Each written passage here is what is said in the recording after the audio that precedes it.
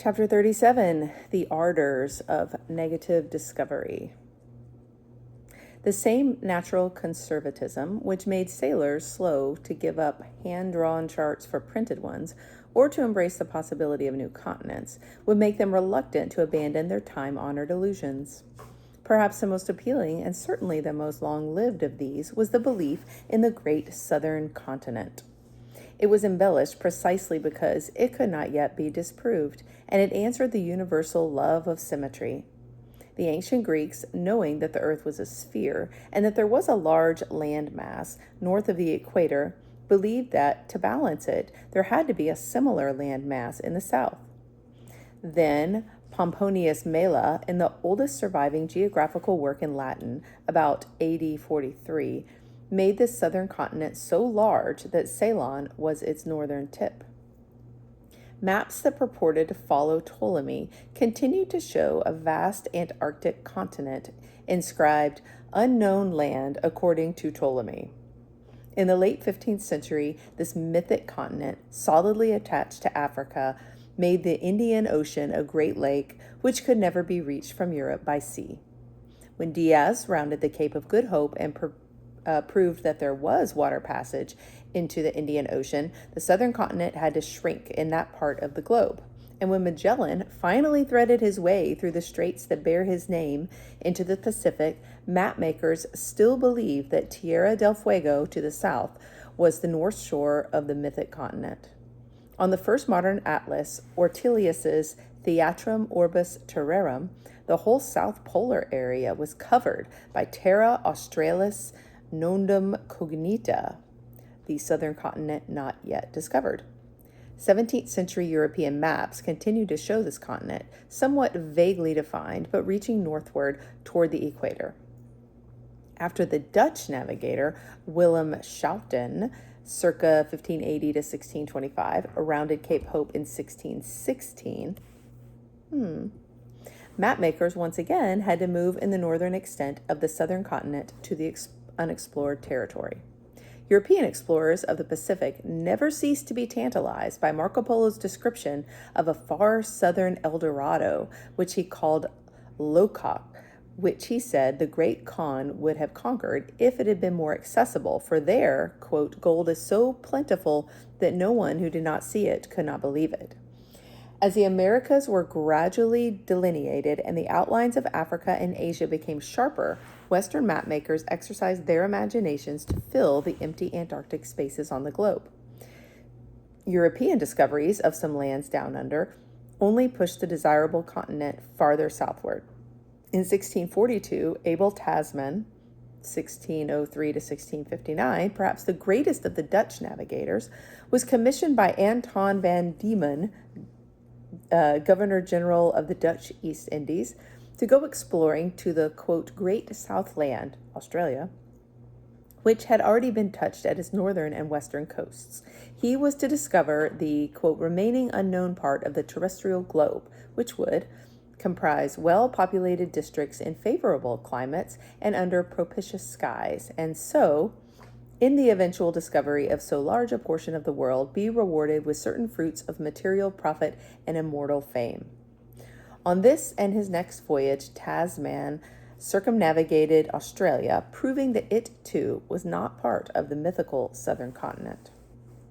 In the next century, a Scottish geographer working for the British East India Company made this conjectural Great Southland his obsession and produced the most copious and detailed argument yet offered.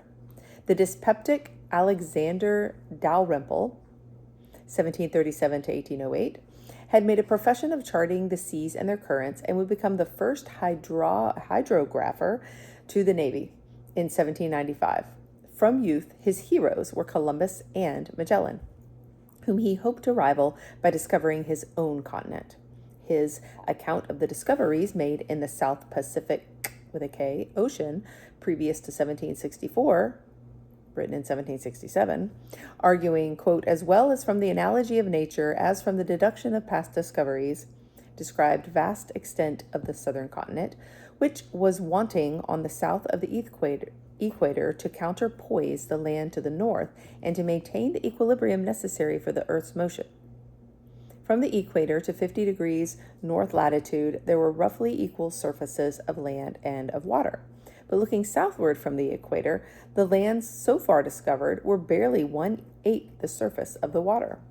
The erratic winds noted by past explorers in the southernmost Pacific were symptoms of large bodies of land nearby.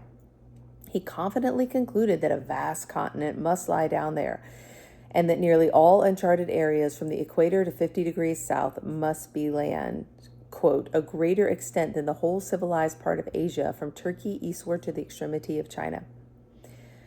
This would be an ample substitute for the restive American colonies, which still had only 2 million inhabitants, for the new continent might one day hold 50 million people, and, quote, the scraps from this table would be sufficient to maintain the power, dominion, and sovereignty of Britain by employing all its manufacturers and ships. It happened that a transit of the planet Venus across the sun was calculated to occur on June 3rd, 1769. From observing this phenomenon, not to occur again for another century, at widely separated points on Earth, would come more accurate figures for the Earth's distance from the sun and improved data for celestial navigation. The Royal Society in London, therefore, was planning an expedition to Tahiti. The government saw it as a cover for a new effort to sail down into the unexplored southernmost rim of the Pacific, seeking the boundaries of the fabled Great South Land. If conceivably the land did not exist, the voyage might dispel the myth once and for all. Alexander Dalrymple, who considered himself the leading living authority on the uncharted continent, hoped to command the expedition. Although still only in his 30s, he was a competent mathematician, already a fellow of the Royal Society, and a scion of the influential Scottish family that held the earldom of Stair. His older brother, Lord Hailes, was a prominent judge and a friend of Dr. Johnson. Moreover, a risky 2-year journey into uncharted waters among savage peoples seemed no plum for sedentary scholars or ambitious sea captains in an age of buccaneering. Unfortunately for Dalrymple, the British Navy had recently benefited from the sweeping reforms of Lord Anson, 1697 to 1762, who could take much credit for the recent British naval victories. His historic 4-year round-the-world privateering voyage had taken him into the Pacific, where he captured a Spanish treasure which sold for 400,000 pounds. He had set new professional standards for the naval commands, and the appointment of well-connected aristocrats was no longer so easy. Dalrymple had proven himself by temperament and by physique ill-suited to such an exacting assignment. He had been dismissed from the British East India Company for his tactless handling of their relations in the Pacific Islands. And besides, he was suffering from a bad case of the gout. Lord Hawke at the Admiralty was willing to allow him to go along as a civilian observer, but for the command, there had to be an officer of the Navy. Dalrymple withdrew in disgust. Hawke's shrewd choice, offending people of title, wealth, and learning, was a little-known, non-commissioned officer named James Cook, 1728 to 1779. The bright son of a migrant farm laborer from Scotland who had settled in Yorkshire, Cook had only a rudimentary formal education in reading, writing, and arithmetic at a dame's school. Working in a general store, he became acquainted with sailors and ship owners plying the East Coast. At 18, he was taken on as a sea apprentice by a local ship owner who ran a fleet of sturdy coal carriers, collier barks, in the rough North Sea. For 9 years, he worked the crudely charted lee shores in unpredictable winds. In his spare hours, he studied mathematics, for which he had a natural aptitude, and he became a skilled navigator and soon was the mate of a collier. He might have had a secure career on private vessels in the North Sea, but he preferred adventure. And when he was offered his first collier command, he refused and instead volunteered in 1755 as an able seaman in the Royal Navy. Tall and vigorous, he attracted attention by his commanding presence, his affability, and his skill in uncharted waters. During the 7 Years' War, Cook advanced through the non-commissioned ranks. His expert survey of the difficult passages of the St. Lawrence helped make possible the capture of Quebec and the final victory. After the war, he went back to Newfoundland, where for 5 years he commanded a schooner surveying the coast, spending the winters in England, perfecting his charts. In Newfoundland, when he observed an eclipse of the sun in 1766, he broke precedent by volunteering his calculations to the Royal Society in London. It is not surprising that the Admiralty named Cook to command the Tahiti expedition. Though still only a non-commissioned officer, he had proven himself in combat and on rough seas. He was a competent surveyor of the treacherous coasts, and he had registered both his competence and his curiosity as an observer of astronomical phenomena. The choice of Cook, as it turned out, was also the choice of the ship, for on his advice the Admiralty commissioned a squat, cat-built Whitby collier of precisely the kind on which Cook had served his apprenticeship in the North Sea. This was a 4-year-old stout vessel of 368 tons, 98 feet long, with a beam of 29 feet, of a design noted for roominess and sturdiness rather than for the grace of its lines. Fastidious seamen are still offended by its lack of decoration, for it did not even carry a figurehead in an age when such ornaments were universal. Hardly impressive for the Royal Navy's expedition halfway around the world. In May 1768, James Cook was promoted to the commissioned rank of lieutenant. The collier was christened the Endeavour, given a sheathing of wood filled with nails against the tropical teredos, and victualled for 18 months. Linnaeus's correspondent, John Ellis, reported to him that, quote, no people ever went to sea better fitted out for the purpose of natural history or more elegantly. The considerable contributions of the voyage to botany and zoology were due to Joseph Banks, 1743 to 1820, the most prominent English patron of natural history, who was destined to become president of the Royal Society, 1778, and who used his wealth in various ways to promote the new community of scientists. He later developed the Royal Botanic Gardens at Kew and sent botanical explorers across the world. Daniel Solander, the principal naturalist, whom Banks brought along, was a disciple of the Swedish naturalist Linnaeus. The Royal Society supplied the scientific instruments needed at Tahiti, but the ship still carried no chronometer. Although, as we have seen, the prize for a sea-going clock to find longitude had been awarded in 1765 to John Harrison, the Admiralty had put none on board. This meant that to find longitude, Cook, aided by an astronomer from the Greenwich Observatory, had to try to fix their position by complicated lunar calculations. Assisted by the charts and reports of earlier explorers, which Cook had been careful to take along, their calculations were remarkably accurate. The Endeavour sailed from Plymouth on August 26, 1768, with its full complement of 94 persons, crowded by the last-minute demands of Joseph Banks' quote, suite comprising 8 persons with their baggage. These included, in addition to Solander, a personal clerk, 2 botanist draftsmen, 2 footmen from the Banks estates, and 2 black servants with their artists' equipment, fishing nets, trinkets for savages, chemicals and containers for preserving specimens, and 2 large greyhounds. Dogs. Sailing southeastward in fair weather to Madeira, then to Rio de Janeiro and around Cape Horn, Cook arrived in Tahiti on April 10, 1769, in plenty of time to prepare for the observations on June 3rd. When the astronomical observations were completed, Cook took up his secret, larger assignment to seek out the great southern continent and possibly prove that it did not exist. To succeed in negative discovery, to prove that some mythical entity really did not exist, was far more exacting and more exhausting than to succeed in finding a known objective.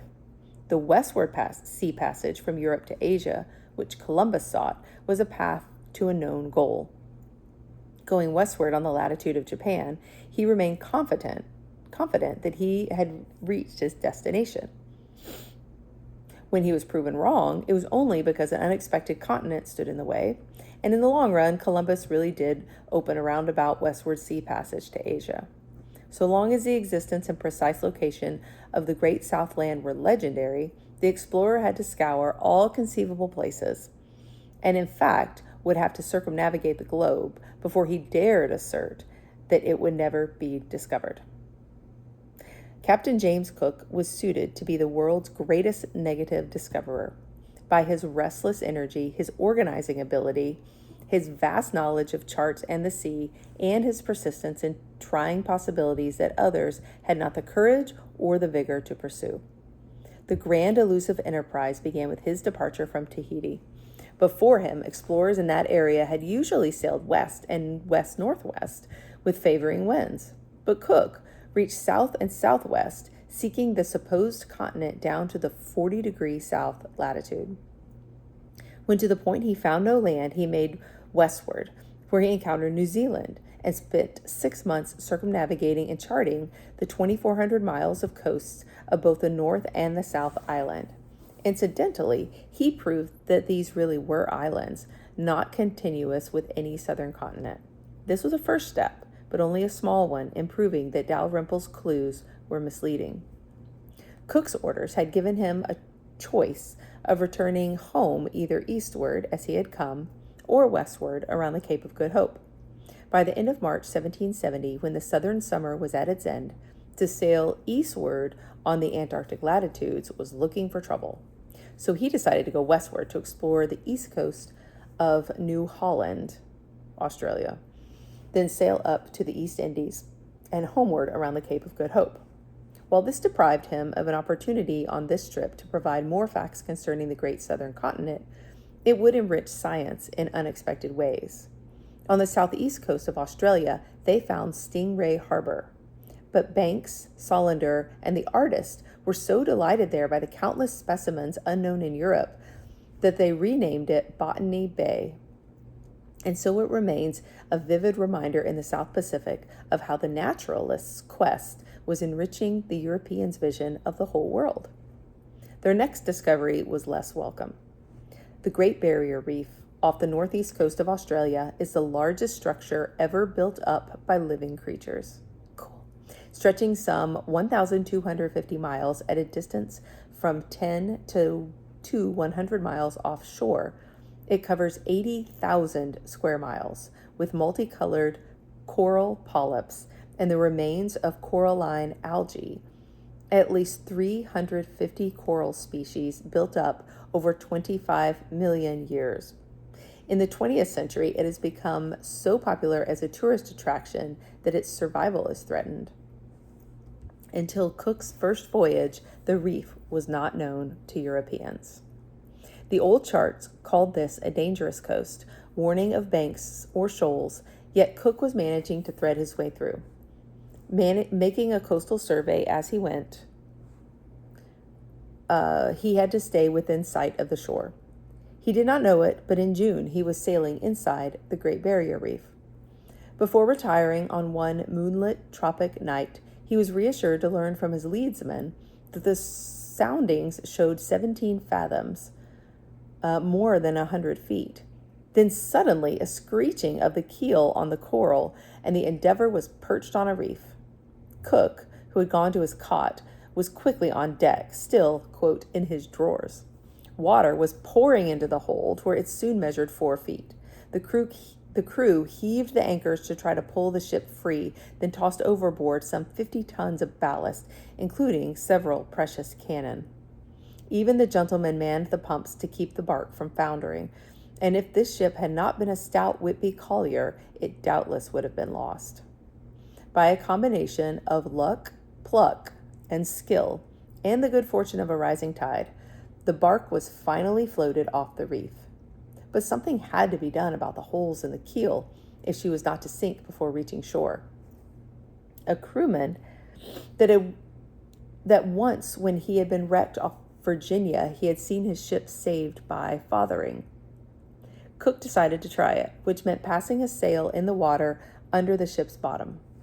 On the sail were sewn bits of wool and oakum covered with rope ends and dung from the ship's livestock, and when the sail was pulled around the keel by lines, it was hoped that flotsam might be sucked into the seams.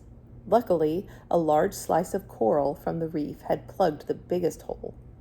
This worked well enough to keep the Endeavour afloat until it could be taken into the mouth of a nearby river where she was beached, and a month was lost while she was repaired.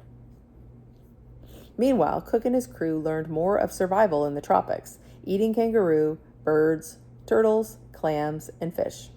Food was scarce, but Cook insisted on equal shares for all ranks. His perilous passage from there confirmed that Australia was separated from New Guinea in the north. Cook went on to Batavia, on Java in the East Indies, then rounding the Cape of Good Hope, he returned to England on July 12, 1771, a month less than 3 years after his departure. Cook's talent for realistic assessment of his own achievements was rare among the great seafarers. Although the discoveries made in this voyage are not great, yet I flatter myself, he reported to the Admiralty, that they are such as may merit the attention of their lordships, and although I have failed in discovering the so much talked of southern continent, which perhaps do not exist, and which I myself had much at heart, yet I am confident that no part of the failure of such discovery can be laid to my charge. Had we been so fortunate not to have run ashore, much more would have been done in the latter part of the voyage than what was. But as it is, I presume this voyage will be found as complete as any before made to the South Seas on the same account. On his return, he was presented to King George III and promoted to the rank of commander. A great deal of the interest in Cook's first voyage came from the rich haul of specimens that the naturalists had collected, and Banks now joined in urging another voyage of discovery. Unfortunately, Banks could not be accommodated this time, for he enlarged his suite from 8 to 15, including not only Solander and a portrait painter, but several draftsmen, additional servants, and a horn player. For this voyage, Banks wanted a large East Indiaman, but Cook stayed with his trusted Whitby colliers, which could not meet Banks' extravagant demands. In a huff, Banks made off with his entourage to Iceland. Cook secured 2 newly built Whitby colliers, the Resolution of 462 tons and the Adventure of 340 tons, both well fitted and completely manned. For his naturalist, he engaged Johann Reinhold Forster, 1729 to 1798, a pedantic German scholar of wide reputation who had published works on natural history, and his son, Georg, to be aided by the Swede Anders Sparman, another Linnaeus disciple. In addition, there was one astronomer on each ship from the Board of Longitude, and something new, 4 chronometers to help find longitude, of which only one, built on John Harrison's prize-winning model, would prove satisfactory. Cook called it our never-failing guide and trusty friend. Cook's plan this time was wholly directed at solving the problem of the great southland. For this purpose, the voyage had to be a full circumnavigation of the earth at the southernmost possible latitude. His last trip had come into the Pacific by way of Cape Horn. This time he proposed to try the other way down the Atlantic, past the Cape of Good Hope, then, in the farthest southern latitude he could manage, proceed eastward all around the south polar regions of the globe. If there really was a southern continent reaching up into inhabitable zones, he could not possibly miss it. The plan required that Cook be at the Cape of Good Hope by early October, quote, when you would have the whole summer before you and might, with the prevailing westerly winds, run to the eastward in as high a latitude if you please, and, if you met with no lands, would have enough time to get around Cape Horn before summer was too far spent. After traversing the whole southernmost rim of the Pacific in the Antarctic regions, if met with no lands, there would still be time to go northward after visiting some of the islands already discovered, proceed with the trade wind back to the westward in search of other conjectural lands. Thus, it concluded, the discoveries in the South Sea would be complete. The instructions for this voyage, drawn up with Cook's advice took account of both possibilities, that the continent did or did not exist. If Cook found any part of the mythic continent, he was to survey it, claim it for Britain, and distribute medals among the inhabitants. New islands, too, were to be surveyed and claimed. But in any case, officers and crew were to maintain strict secrecy about the voyage, and all logs and journals were to be confiscated before the ship's return. The voyage on which Cook's 2 Whitby collier barks departed from Plymouth on July 13, 1772, would be one of the greatest, as it is undoubtedly one of the longest, sailing ship discovery voyages in history. He would sail more than 70,000 miles.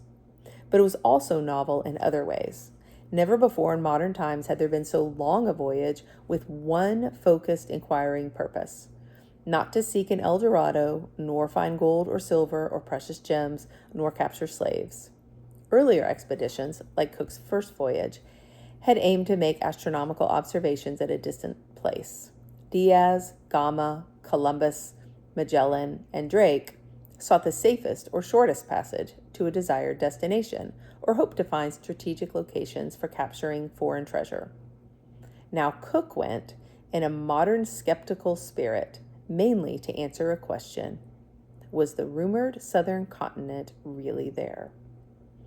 Incidentally, this question carried Cook into some of the most inhospitable areas of the globe and revealed a seascape like that of which he had never seen. For the Antarctic was dangerously different from the Arctic.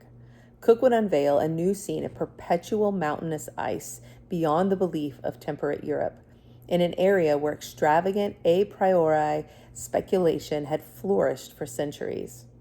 One medieval work, De Vegetabilibus, erroneously ascribed to Aristotle in the Middle Ages, actually argued that because the sun shone continuously for half a year at the poles and then never sank far below the horizon, no plants or animals could survive there, since they would be regularly burned up by the sun. But there really was a 4-month Antarctic summer, and Cook hastened to make the most of it. The Resolution and the Adventure left Cape Town on November 3rd, 1772, went south, and within 2 weeks were within the Antarctic Circle, 66 degrees 33 minutes south latitude. Arctic waters were, of course, not unknown to European sailors, who had been seeking a northwest passage for over 2 centuries, ever since the time of Jacques Cartier, Martin Frobisher, and Henry Hudson.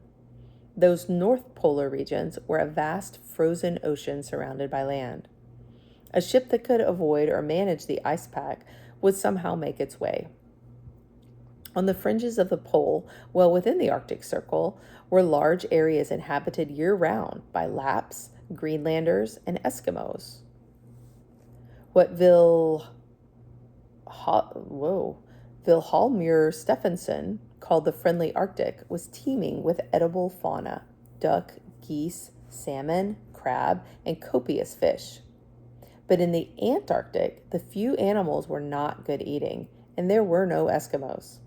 A travesty of the romanticized Great South Land, the Antarctic was a frigid continent, girded by icebergs, some the size of mountains, others smaller and called growlers, all tossed and churned by gusty winds and unpredictable heavy seas. Cook, though trained for the unexpected, had no reason to expect what he found. Arriving in the Antarctic summer in January, Cook and his men were overwhelmed by the blue-white beauty of the iceberg Alps which they saw ahead. They kept on southward until they could not move for the pack ice. Impenetrable icebergs were crunching and grumbling and tumbling about them. Luckily, they avoided the crush, but when they encountered a strong gale and a heavy sea, they dared not go into the mist. At one point, Cook Cairn within 75 miles of the Antarctic continent, but he could not see it, and it was hopeless to try to chart this coast, if there was one. Then Cook desperately turned north out of the ice and carried on eastward. His 2 ships were separated in the fog, but rendezvoused according to plan in Dusky Bay in southwest New Zealand to pass the southern winter. For their second polar season, Pursuing the circumnavigation, they proceeded eastward and southward, sometimes below the Antarctic Circle. Nothing changed. On January 30th, 1774, when they touched the farthest south Cook would ever reach, ice pack blocked the way. The mist revealed only icebergs in the distance, and he recorded in his journal, "In this field we counted 97 ice hills or mountains, many of them vastly large. I will not say it was impossible anywhere to get in among this ice, but I will assert that the bare attempting of it would be a very dangerous enterprise, and what I believe no man in my situation would have thought of. Whose ambition leads me not only further than any other man has been before me, but as far as I think it is possible for man to go. Was not sorry at meeting with this interruption, as it is in some measure relieved us from the dangers and hardships inseparable with the navigation of the southern polar regions.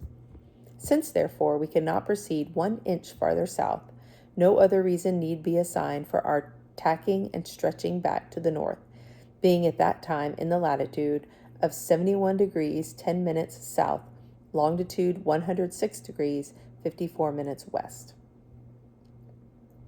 Look at an atlas.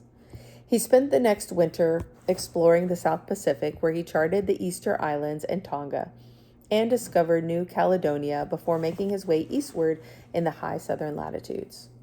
En route to the Cape of Good Hope in the Atlantic, he discovered the South Sandwich Islands and South Georgia. He was back in England on July 30th, 1775, 3 years and 17 days after his departure. Again, in his journal, he summed up his achievements. "I've now made the circuit of the Southern Ocean in a high latitude and traversed it in such a manner as to not leave the least room for the possibility of there being a continent, unless near the pole and out of the reach of navigation. By twice visiting the Pacific tropical sea, I had not only settled the situation of some old discoveries, but made there many new ones, and left, I conceive, very little more to be done even in that part. Thus, I flatter myself that the intention of the voyage has in every respect been fully answered, the southern hemisphere sufficiently explored, and a final end put to the searching after a southern continent, which has at times engrossed the attention of some of the maritime powers for near 2 centuries past, and the geographers of all ages." The great negative discoverer would release energies for searches not yet discovered to be fruitless. The British Admiralty still had another, more focused assignment for Cook on the frontiers of myth, hope, and geography. Was there really a Northwest Passage?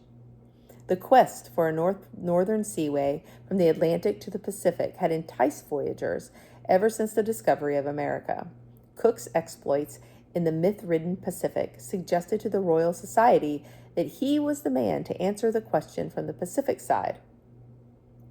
Within less than a year after his return from a second voyage, Cook was off on this quest for a passage that might or might not be there. The Resolution was refitted, and another Whitby collier, the Discovery, provided, and Cook was on his way eastward around the Cape of Good Hope, across the Indian Ocean, through Cook Strait between the 2 islands of New Zealand, to the northwest corner of America. His search along the coast through the Bering Sea to the southern borders of ice in the Arctic Ocean proved fruitless. There was no Northwest Passage, at least none usable by sailing ships. Returning from his arduous quest for a rest in Hawaii, this man who had braved Antarctic ice, coral reefs, and tropical storms, and had managed crews on voyages lasting years, met his end in an unheroic scuffle sadly reminiscent of the death of Magellan in the Philippines just 250 years before. The Polynesians, with whom Cook had done much to establish friendly relations, had an exasperating passion for anything that could be pried loose from the ships, especially anything of iron. They had even invented a way by diving under the ship and using a flint fixed to a stick to pry out the long nails that held the sheathing to the ship's bottom. When one of Cook's large boats was stolen, he could stand it no more. He went ashore with an armed guard to recover the boat or secure a hostage. The enraged Hawaiians attacked him with knives and clubs, and held him under the water to drown. Cook's signal recognition in his day came not from his navigating exploits, but from what he did to improve the health and save the lives of men at sea. He did more than any other explorer in the sailing days of long ocean voyages to cure the curse of seamen, scurvy. The lethargy and anemia, bleeding gums, loosened teeth, stiffness of the joints, and slow wound healing were vividly described by Samuel Taylor Coleridge in The Rime of the Ancient Mariner. On Vasco da Gama's voyage around the Cape of Good Hope, scurvy is said to have taken 100 of his 170 men. When James Lind, 1716 to 1794, a Scottish naval surgeon, demonstrated that citrus fruit could prevent and cure the disease, and published his findings in 1753, he did attract the notice of Lord Anson, whose reforms of naval personnel would help make Cook's career possible. But the Admiralty delayed so long in acting on his findings that this has become the sociologist's classic case of bureaucratic apathy. Apparently, Cook himself never knew Lind's work, but he had heard of the use of citrus fruits and other possible preventives of scurvy, and he went to the trouble of testing new fruits and grasses. He enforced cleanliness on board by regularly inspecting the men's hands, and he punished the dirty-handed by stopping their daily grog. But he was no martinet, and used flogging only sparingly. The result of his experiments with oranges, lemons, and their juices, along with sauerkraut and miscellaneous items like the onions of Madeira, the wild celery, and scurvy grass of Tierra del Fuego, was quite remarkable. On his first voyage, he lost men by accidents and other ailments, but appears not to have lost a single one from scurvy. And his record on the second voyage was just as impressive. On his return from his second voyage, Cook was elected a Fellow of the Royal Society in late February 1776, and then received their highest award, the Copley Medal, for his methods of preserving the health of his men on long voyages. In his journal, he told his parable of leadership. The sauerkraut the men at first would not eat, until I put in practice a method I never knew once to fail with seamen, and this was to have some of it dressed every day for the cabin table, and permitted all the officers without exception to make use of it, and left it to the option of the men whether to take as much as they pleased or none at all. But this practice was not continued above a week before I found it necessary to put everyone on board to an allowance, for such are the tempers and dispositions of the seamen in general, that whatever you give them out of the common way, although it be ever so much for their good, yet it will not go down with them, and you will hear nothing but murmurings against the man that first invented it. But the moment they see their superiors set a value upon it, it becomes the finest stuff in the world, and the inventor a damned honest fellow.